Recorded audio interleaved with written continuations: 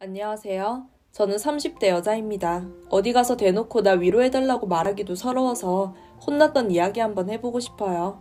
간단히 말하자면 30대에 이혼녀 된 얘기죠. 내 잘못도 아닌데 왜 나만 서럽고 억울해야 하나 많이 힘들었지만 그래도 한번 제 얘기를 해보려고 합니다. 저는 외동딸로 형제 자매 하나 없이 자랐어요. 물론 부모님의 차고 넘치는 사랑이 온전히 제게만 집중되어서 갖고 싶은 거 가지고 먹고 싶은 거 먹고 입고 싶은 거 입고 할 수 있다는 건 장점이라고 할 수도 있겠지만 유년 시절부터 같이 놀고 할 형제자매가 없다 보니 성격은 소심하고 조용했고 굉장히 내향적으로 자라게 되었습니다. 그렇다고 생활하기 불편하거나 방해가 될 정도는 아니었고요. 그래도 학교에서 발표 수업 같은 게 가장 무서웠고 새 학기가 될 때마다 새 친구 사귀는 게 가장 걱정스러웠어요. 초등학교 다닐 때는 학년이 바뀔 때마다 반에서 한 명, 많으면 2명 정도만 같이 어울려 다녔고 친구를 많이 사귀고 두루두루 놀지는 않았어요. 그래도 전 상관없었어요. 친구가 아예 없는 것도 아니고 한 해에 1명 이상은 꼭 있었고 그 친구와 깊게 사귀고 늘 어울려 놀고 그러면서 매년 잘 지냈거든요. 그리고 초등학교를 졸업하고 중학교에 진학할 때가 되었는데 하필 그때 아빠 회사로 인해 저희 가족은 다른 지방으로 이사를 가게 되었어요. 저도 그곳에 위치한 중학교에 진학하게 되었죠. 당연히 아는 사람도 친구도 하나 없는 곳에서 제가 잘 적응하고 학교 생활을 할 수 있을지 너무 걱정이 되어서 저는 개학을 앞둔 며칠 전부터 잠까지 설쳐가면서 불안한 마음을 달래야 했어요. 3월이 되고 중학생이 되어서 떨리는 마음으로 학교를 갔는데 새 학교 같은 반 친구들은 다행히 저에게 잘 대해주었어요. 그곳이 사투리를 쓰는 지역이었는데 서울에서 온 제 말투가 세련돼 보인다고 저에게 하나둘 모이더니 가르쳐달라는 여자애들도 있었고 남자애들도 어색해하는 저를 눈치챘는지 어느 정도 배려해주면서 잘 대해줘서 저는 생각보다 쉽게 그 학교에 적응할 수 있게 되었죠. 나이를 1살이라도 더 먹어서 그런가 초등학교 때보다는 그래도 조금 더 자신감도 붙었고 학교 생활에 어울리기도 편해졌죠. 그렇게 중학교 생활은 잘 마무리되었는데 문제는 고등학교 가면서부터 터졌어요. 지망으로 가는 고등학교 특성상 다들 다른 고등학교들로 뿔뿔이 흩어졌는데 문제는 저만 혼자 딴 학교에 가게 돼서 아는 친구들 없이 배정되었단 거였어요. 정말 저 혼자요. 친구들도 저를 걱정해주면서 개학 전까지 연락하고 응원해주었지만 개학하고 고등학교 생활 시작하니 연락이 하나둘 끊기더군요. 각자 적응하느라 바빴겠죠. 그래도 저는 중학교 때처럼 잘하면 되겠지 생각했는데 그게 아니더라고요. 저는 정확히 고등학교 1학년, 2학년부터 소위 말하는 왕따, 찐따가 되었어요. 소심한 제 성격 탓인지 친구를 만들 기회를 놓쳐서 혼자 밥 먹고 혼자 하는 제가 만만히 보였던 거겠죠. 아무튼 저를 괴롭히던 한 무리의 여자애들은 늘 제 체육복을 더럽히고 책상을 엉망으로 만들어 놓고 화장실에 가면 실수인 척하고 저에게 물을 끼얹고 줄 설 때 일부러 발을 밟고 정말 왕따의 정석 같은 짓들은 다 당해본 것 같아요. 부모님은 각자 맞벌이로 정신이 없으셨고 말할 수가 없었어요. 그러다 선생님께는 한번 말해봤는데 여자애들끼리 치는 장난이라고 생각하시더군요. 저는 정말 매일매일이 괴롭고 힘들었어요. 죽고 싶었지만 그건 또 무섭더라고요. 저는 마음 붙일 곳을 찾지 못해 방황하다 결국 공부에 매달렸어요. 야자 끝나면 독서실로 달려가 공부했고 집에서도 공부했어요. 적어도 독서실이나 야자 시간에 날라리 갔던 무리들이 절 못 괴롭히니깐요. 그 탓인지 정말 3년 내내 맞고 괴롭힘을 당하면서도 성적은 계속 올랐어요. 물론 성적표는 받자마자 감춰야 했죠. 보면 재수없다고 또 때리니까요. 고3이 되고 담임 선생님은 이 성적이면 충분히 서울 명문대도 가능하다 하셔서 저는 한국 사람이라면 다 알만한 서울 학교들로만 원서를 넣었어요.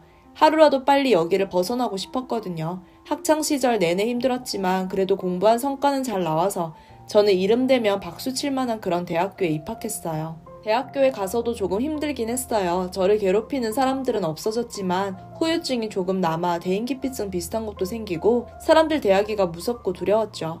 학교생활 초반에는 정말 조용히 강의만 듣고 조별과제 같은 거 할 때도 그냥 배정받은 일만 하고 말은 별로 안 했어요. 사실 사람이 무서워서 말 못한 게 맞는 거겠죠. 그러다 대학교 3학년이 되던 해 한 남자를 만나게 되었는데 저보다 연상이고 저희 학교 졸업생이었는데 졸업 후에 고등학생 애들 진로 상담해주는 봉사활동을 맡더라고요. 저도 그 봉사를 했던 터라 쉬는 시간에 이런저런 얘기를 하다가 연락처를 주고받고 쭉 연락을 이어가다가 사귀게 되었어요. 저는 소심하고 어두운 성격인데 비해 그 사람은 참 밝고 성격도 사교적이었고 늘 저를 웃게 만드는 사람이었죠. 저를 참 많이도 사랑해 주었죠. 연애를 하면 할수록 제 성격도 밝아지고 사람들을 대할 때도 두려움이 서서히 사라지기 시작했어요. 남자친구와 어울려서 남자친구 친구도 만나고 같이 놀러도 가고 술자리도 갖고 하면서 사람들을 만나다 보니까 저도 모르는 사이에 성격이 서서히 바뀌었죠.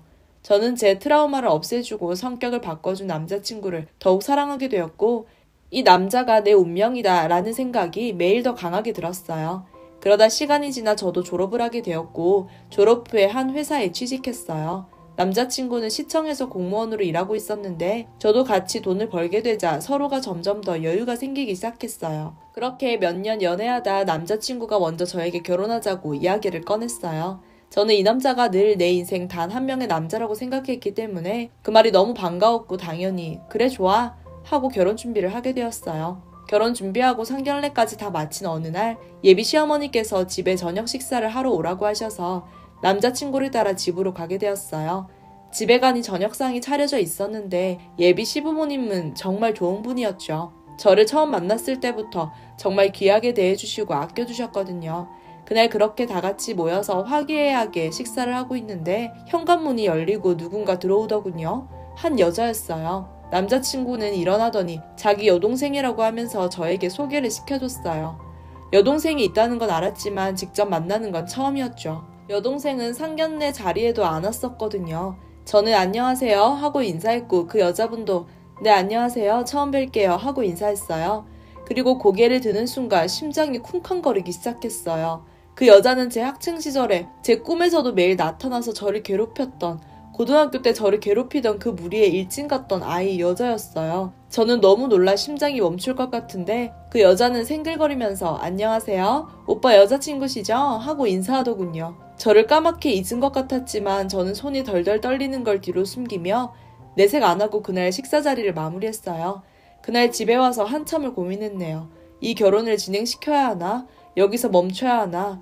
왜냐하면 저는 그 애를 평생 가족으로 보고 살 자신 없었거든요. 아직도 제 거의 모든 악몽에는 그 애가 등장하는데 도저히 웃으면서 시누이로 함께 얼굴 보고 살 자신이 없었어요. 내 고등학교 학창시절 3년이란 기간을 지옥으로 만들어준 그 애를 저는 어떻게 그렇게 잊었는지 신기하기도 했고요. 몇 날 며칠을 고민하다 결국 남자친구에게 이 모든 사실을 말했어요. 저는 이 결혼 못하겠다고요.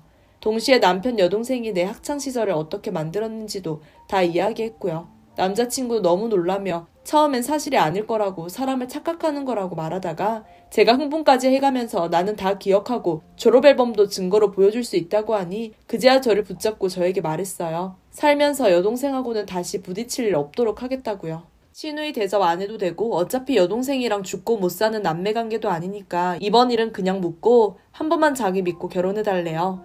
자긴 저 없으면 안 된다고요. 다시는 제 악몽 되살아나지 않게 여동생하고 접점 안 만들겠다고 말하는데 바보 같은 저는 그 말에 흔들려서 저희는 결국 그렇게 결혼했어요. 결혼식장에 앉아있는 그 애가 보일 때마다 가슴이 두근거리고 못할 짓 하는 기분이 들었지만 저는 저를 지켜준다는 남자, 이제는 남편이 된 그 남자만 생각하면서 과거의 일은 과거로 묻자고 생각하며 애써 시선을 피했어요. 결혼하고 나서 남편은 본인 말대로 최대한 시누이와 만날 자리를 만들지 않았어요. 명절이나 가족 모임, 아버님 어머님 생신 같은 큰 행사는 어쩔 수 없으니 제가 아무 말도 안 했고 나머지 소소한 모임 같은 자리는 남편이 미리미리 다 확인하고 시누이와 부딪힐 일이 없도록 조정해 주었죠. 저는 그런 남편을 보고 정말 말한 대로 노력해주고 있구나 싶어서 그저 고마웠어요. 시누이는 학창시절 기억 다 까먹고 모르는 마당에 나만 입 다물고 남편 믿고 이렇게만 살면 정말 다 행복할 거라고 생각했어요. 그런데 제가 전생에 무슨 대역죄라도 지은 거였을까요? 제 불행은 끝나지 않았던 거예요. 결혼하고 몇 년 후에 저와 남편에게 아이가 찾아왔어요. 남편과 시부모님도 정말 많이 기뻐하셨죠. 저도 기뻤고 회사에 휴가를 내고 태교에 힘쓰면서 그렇게 태교하는데 어느 순간부터 남편에게 이상한 기운이 느껴지더군요. 야근이 갑자기 잦아지고 회식 자리에 가는 일이 늘어나고 아무리 늦게 들어와도 아침 일찍 출근하더군요.